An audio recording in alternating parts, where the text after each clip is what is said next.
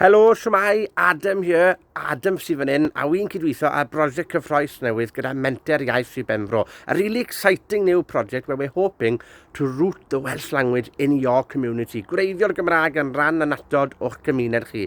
Be ni'n mynd i wneud? What we're going to do? Well, ni'n mynd i blannu cod. We're going to plant trees in 6 different communities or areas across Sir Benfro. So if you're a youth organisation, a charity, a school, be bynnag, does dim rhaid bod statws benodol ych chi.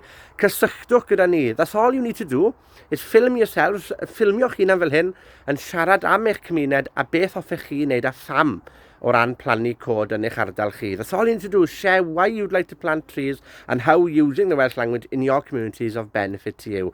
So, get in touch with Menter Iaith i Benfro, and then the lucky 6 we select will have a morning where we'll come out and plant the trees in your company. We'll discuss everything o ran y Gymraeg yn siarad yr iaith drwyddi draw, mwynhau yng nghwmni'n gilydd.